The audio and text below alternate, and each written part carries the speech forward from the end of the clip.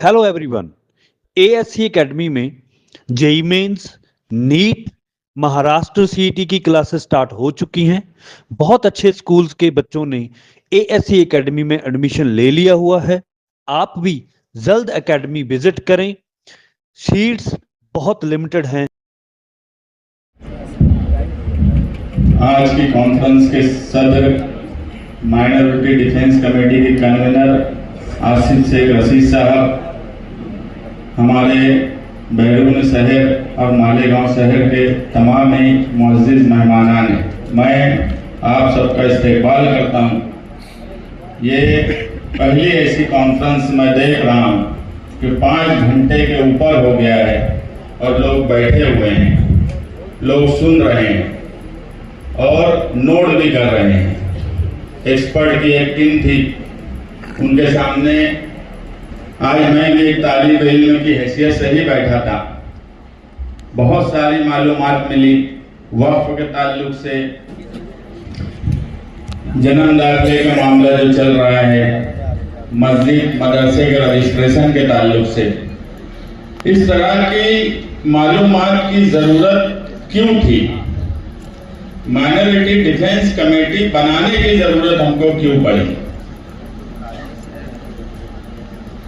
किरीट Sumaiya BJP के, उन्होंने सबसे पहले मालेगांव पर इल्जाम लगाया कि यहाँ बांग्लादेशी है, रोहिंग्या है, और फौरन एसआईटी सरकार ने बैठा दी।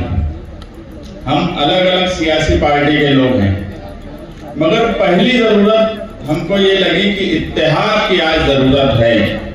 हमने कई पार्टियों को लिया और इत्तेहाद के साथ एक प्लेटफॉर्म बनाया। 5 महीने से वो लड़ाई हम लड़ रहे हैं। हमारे शहर में 3414 दाखिले तहसीलदार के ऑर्डर पर निकले। एसआईटी उसकी इंक्वायरी कर रही है।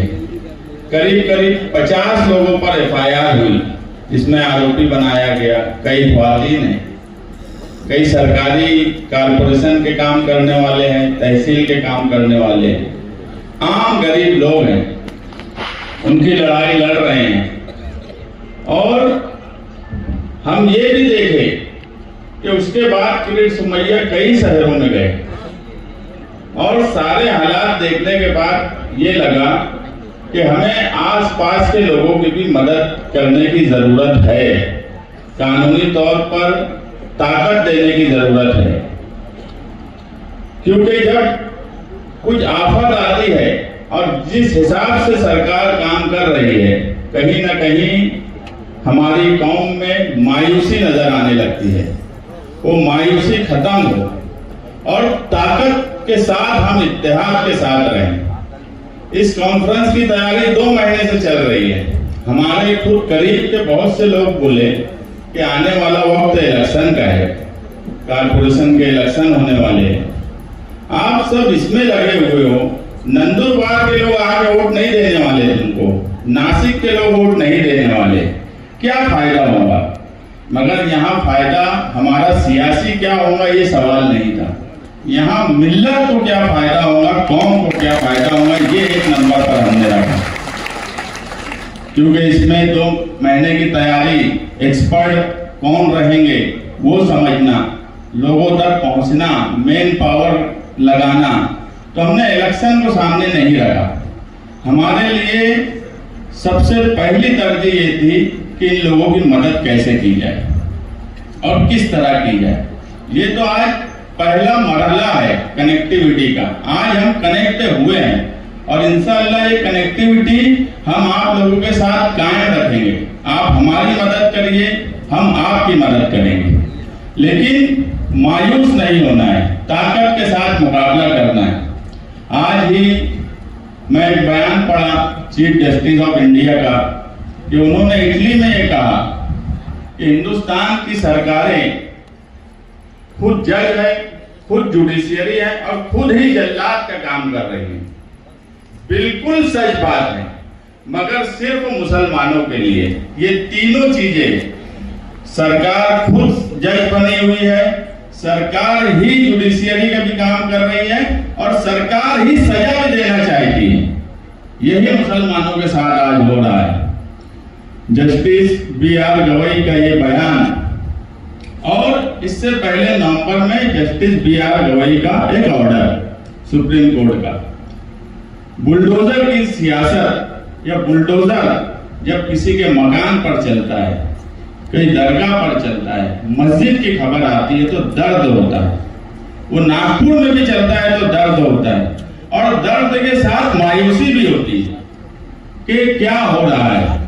किसी को किसी भी मामले में आरोपी बना देना, उसके बाद उसके घर पर बुलडोजर चला देना, ये घर बनाना, और घर जो है इंसान का सब कुछ है, उसको तोड़ देना, पूरा खानदान पूरा परिवार सड़क पर आ जाए, ऐसे हालात पैदा कर देना। जब जस्टिस बी.आर. गवई ने जजमेंट दिया तो जजमेंट का पहला शेर उनका था कि अपना घर हो, अपना आंगन हो। इस ख्वाब में हर कोई जीता है, इंसान के दिल की ये चाहत कि एक घर का सपना कभी ना छूटे। उसके बाद उन्होंने 95 पेज का पूरा जजमेंट दिया। हमें ये भी पता है कि ये ऑर्डर होने के बाद भी मकानात तोड़े गए। हम आपसे यही कहना चाहते हैं कि कानून भी ये है कि अगर किसी के मकान, दरगाह, मस्जिद का कोई मसला है तो उसको due to process of law ही किया जा सकता है। तुम 1 दिन या 2 दिन की नोटिस पे उसका मकान नहीं तोड़ सकते, कम से कम 15 दिन की नोटिस उसको देना पड़ेगी, ताकि वो अपने कागजात या उसके जो भी मामला है वो ला कर दे सके। अगर ऐसा कोई भी मसला आता है आपके शहर में या आसपास महाराष्ट्र में कहीं भी, अगर वो हमसे राब्ता करेंगे तो इंशाअल्लाह हम उनकी कानूनी मदद करने की पूरी कोशिश करेंगे। हमने मालेगांव शहर में एक किला झोपड़पट्टी थी, सरकार ने पूरी ताकत लगा दी थी कि उस झोपड़पट्टी को किसी भी सूरत में तोड़ना है। हमने कानून का सहारा लिया और पूरी झोपड़पट्टी को बचाया, स्टे लिया। 2 जुलाई तक स्टे है, 2 जुलाई को उसमें आर्गुमेंट होगा, जो भी होगा, मगर लड़ाई लड़ रहे हैं, खामोश नहीं बैठ गए, मायूस नहीं हुए। बहुत ताकत से सरकार के लोग और प्रशासन उस झोपड़पट्टी को तोड़ना चाहता था, मगर हमने कोशिश की उसको बचाने की, और आगे भी कोशिश करते रहेंगे। क्योंकि मैं जो बोला कि सरकार खुद, जो चीफ जस्टिस ऑफ इंडिया का बोलना है कि सरकार खुद जल्लाद का काम कर रही है, खुद सजा देने का काम कर रही है, तो ये बात मुसलमानों के ऊपर ही लागू होती है, बाकी किसी के साथ सरकार ऐसा काम नहीं करती। इसलिए आज हमें इत्तेहाद के साथ मिलकर इन सब मसाइल का कानूनी तौर पर हल निकालने की जरूरत है। जहां आपको आसिफ शेख साहब, मैं या माइनॉरिटी डिफेंस कमेटी के तमाम ही जिम्मेदारान की जहां जरूरत पड़ेगी हम आपके साथ खड़े रहेंगे। हाई कोर्ट जाने की बात होगी, वहां तक भी सुप्रीम कोर्ट जाने की बात होगी, वहां तक भी हम आपकी मदद करने की भरपूर कोशिश करेंगे। आप मायूस कतई ना हो। जुडिशियरी आज भी ऐसा नहीं है, कभी कभी ये लगता है कि अदालतें नाराजगी तो बताती है, मगर जिस सख्ती से फैसला करना चाहिए, जिस तरह सख्ती करना चाहिए, वैसी सख्ती नहीं करती, ऐसा भी लगता है। मगर मायूस होने की जरूरत नहीं है। आज भी अदालतों में ऐसे जजेस, ऐसे बेंच हैं जो ईमानदारी से कॉन्स्टिट्यूशन और कानून के हिसाब से ही काम करते हैं। हमें सिर्फ कानूनी समझ चाहिए, सही लाइन चाहिए काम करने की, और इंशाअल्लाह वो लाइन हम आपको देंगे। हमारे यहाँ ऐसा हुआ कि 5 महीनों से, यानी मैं सिर्फ ये एक मिसाल दे रहा हूँ एक आदमी की, कि सरकार किस तरह से तकलीफ मालेगांव शहर को दे रही है। अगर ये माइनॉरिटी डिफेंस कमेटी नहीं होती तो आज मैं गारंटी से बोलता हूँ कि मालेगांव शहर के कई 100 लोग जेल में होते। हमने बहुत कोशिश की कि किसी भी तरीके से मदद की जाए।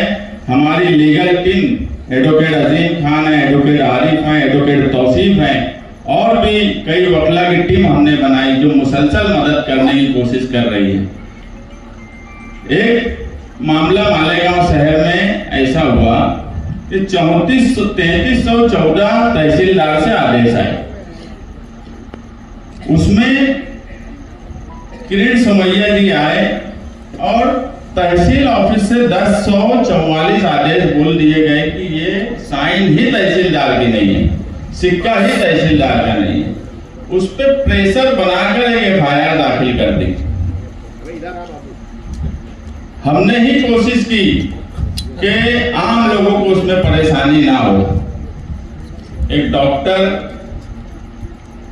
नासिर हुसैन चौधरी MBBS डॉक्टर मालेगांव ग्रामीण में 2020 से 2022 तक काम किए।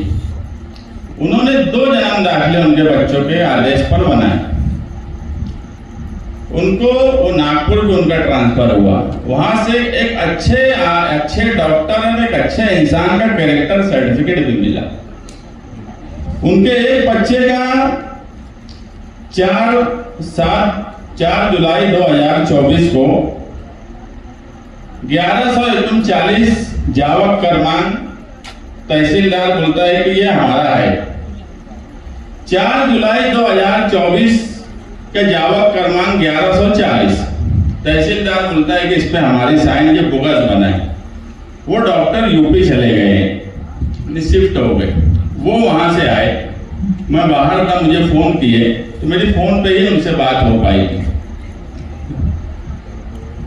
उनसे ये पूछा गया कि तुमने ये बोगस कागज बनाए। एक सरकार का MBBS डॉक्टर जिसने अपनी सर्विस अलग अलग जगह पर दी हुई है, सिर्फ मुसलमान है, वो बोगस कागज बनाएगा? ऐसा मुमकिन है? एक बच्चे का उसी तारीख को बोलते हो कि सही है, दूसरे बच्चों का बोलते हो गलत है।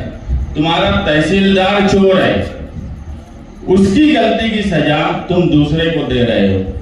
इस तरीके के हालात मालेगांव शहर में है। माइनॉरिटी डिफेंस कमेटी पूरी कोशिश कर रही है कि हर तरीके से उनको कानूनी तौर पर मदद करे। आगे हम भी 22 तारीख के प्रोग्राम में थे। अब अगर हमें जमहूरी एहतजाज करने की जरूरत पड़ेगी तो अब हम जमहूरी एहतजाज की तरफ भी जाएंगे। आप अलग अलग हिस्से से सब लोग आए हैं। बहुत से लोगों ने कहा आने वाला वक्त पूरे महाराष्ट्र में इलेक्शन का है। ये कोई इलेक्शन के सवाल पर बात नहीं है, आप किसी के भी साथ रहिए, लेकिन आप एक बात का ध्यान रखिए कि सारी कार्रवाई, वो प्रांत ऑफिस हो, पुलिस हो, आखिरी में बुनियादी तौर पर कारपोरेशन, जिला परिषद, म्युनिसिपैलिटी से ही नोटिसें आती हैं। तो आप वहां पर अपने अपने एरिया में देखिए कौन लोग मालूमात है, किसको कानूनी समझ है, कौन तहसील ऑफिस, कारपोरेशन यहाँ की समझ रखता है, ऐसे लोगों को निकालिए। आपको तकलीफ भी सियासी ताकत के बलबूते पे दी जा रही है, तो आपको भी सियासी ताकत अपने अपने गांव में, अपने अपने शहर में बनाने की जरूरत है। ऐसे लोगों को लाने की जरूरत है जिन्हें कुछ समझता है।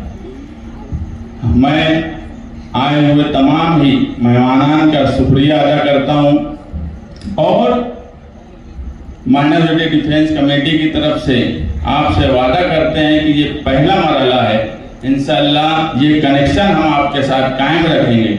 आपकी किसी भी मुसीबत में, किसी भी तकलीफ में आप कतई मायूस ना होइए, आप हमसे राब्ता करिए। हम आपके लिए हर तरीके से मदद करने की कोशिश करेंगे। शुक्रिया।